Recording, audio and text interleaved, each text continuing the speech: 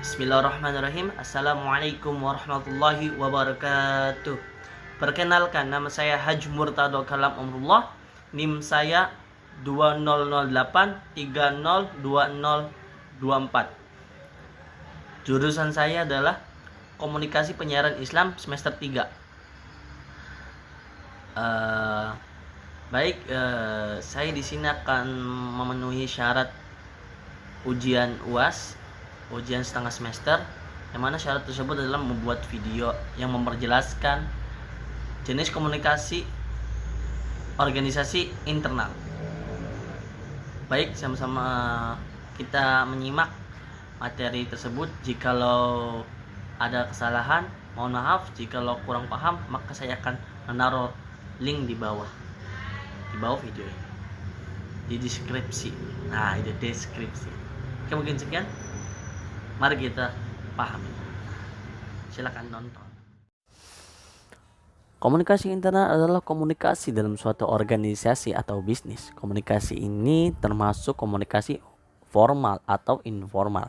Selain itu, berbagai departemen yang mengirimkan informasi kepada karyawan dengan cara berbeda juga berada di bawah lingkup komunikasi internal. Komunikasi internal harus efektif karena merupakan sumber penting untuk melihat dan mewakili masalah organisasi. Komunikasi bisnis internal yang efektif dapat meningkatkan tingkat kepuasan kerja, produktivitas, efisien karyawan, dan mengurangi turnover, keluhan, dan membantu meningkatkan keuntungan.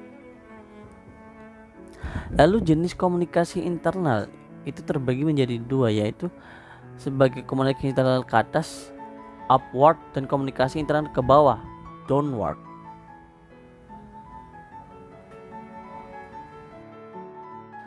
Jenis komunikasi internal ke atas. Jenis ini, komunikasi internal ini melibatkan pendekatan manajemen dari bawah ke atas. Di sini informasi mengalir dari bawah ke manajer atau siapapun yang berada di tingkat hierarki. Mengirim informasi dari karyawan, manajemen, puncak juga dilakukan di bawah ini. Dengan tindakan adanya komunikasi ke atas, sistem kerja manajemen menjadi tidak berlaku karena mereka tidak dapat mengetahui apakah urusan informasi atau pesan yang lancar di seluruh organisasi atau tidak.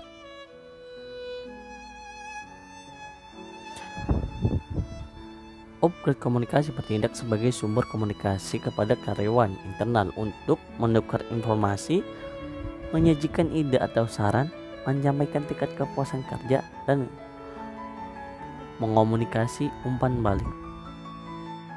Sebagai besar, komunikasi ke atas mencakup berbagai bentuk: laporan, dokumen tertulis, tempat, dan lain-lain, untuk memfasilitasi karyawan dalam memperoleh informasi yang diperlukan dan terperinci. Misalnya, karyawan departemen SDM sumber daya manusia suatu organisasi menyiapkan laporan antrisi dan mengomunikasi hal yang sama kepada manajemen sumber daya manusia.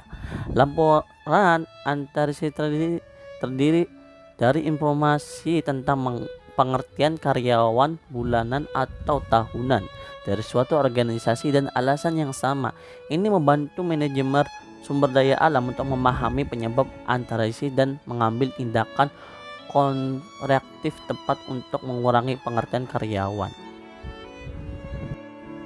Yang kedua adalah komunikasi internal ke bawah. Dalam komunikasi ke bawah, informasi mengalir dari manajemen puncak ke karyawan dalam suatu organisasi. Informasi ini terkait dengan menyampaikan instruksi kepada bawahan atau karyawan untuk melakukan tugasnya. Tujuan utama komunikasi ini ke bawah adalah untuk mengirimkan informasi yang relevan dan instruksi yang diperlukan kepada karyawan atau bawahannya. Komunikasi ini diperlukan untuk tujuan berbeda dalam organisasi. Seperti yang pertama, mentransfer informasi penting. Yang kedua, memberikan instruksi. Yang ketiga, mendorong diskusi antar orang. Yang keempat, untuk meningkatkan kerjasama moral karyawan. Yang kelima, memotivasi staf. Yang keenam, untuk meningkatkan produktivitas dan menerima umpan balik. Misalnya, manajemen puncak dapat menginstruksikan manajer dari departemen yang berbeda tentang aturan dan regulasi baru tertentu di area kerja yang perlu dilakukan dalam aktivitas rutin departemen yang berbeda, seperti mungkinnya ada perubahan jam kerja kantor atau timing kantor oleh manajemen. Dan hal yang sama dikomunikasi kepada karyawan melalui surat edaran atau pemberitahuan atau melalui sistem email. Komunikasi ke bawah bisa di dalam bentukan surat edaran atau surat atau memo atau email dan lain-lain sebagainya, seperti grup WhatsApp, pengumuman di komunikasi dan lain-lain sebagainya. Manfaat komunikasi bisnis internal. Pentingnya komunikasi bisnis internal dijelaskan sebagai berikut. Berorientasi pada tujuan. Dalam organisasi manapun, karyawan diharap terbiasa dengan tujuan mereka dan strategi atau aktivitas yang harus dilakukan untuk mencapainya. Komunikasi internal memfasilitasi karyawan agar tetap termotivasi dan menghargai mereka dengan menetapkan tujuan secara jelas.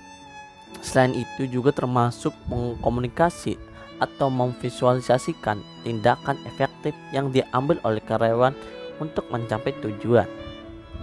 Komunikasi internal yang efektif membuat karyawan termotivasi untuk bekerja mencapai tujuan yang sama.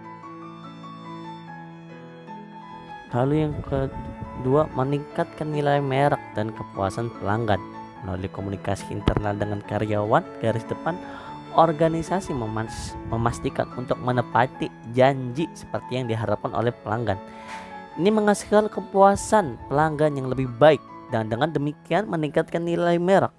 Tujuan yang dikomunikasikan dan karyawan memiliki informasi terkini menghasilkan loyalitas merek. Ini pada akhirnya meningkatkan pendapatan.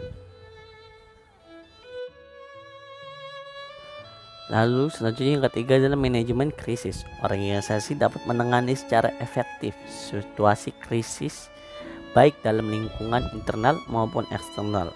Dengan komunikasi internal yang tepat waktu dan hati-hati membantu baik dan manajemen krisis jangka pendek maupun jangka panjang.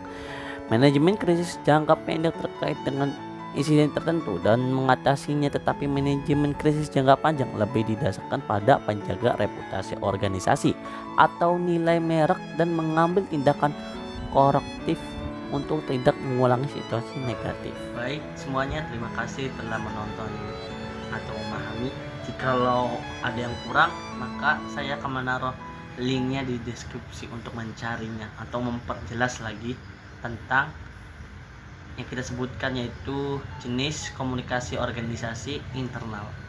Oke, mungkin cukup sekian. Thanks for watching. Wassalamualaikum warahmatullahi wabarakatuh. Salam dari KPI.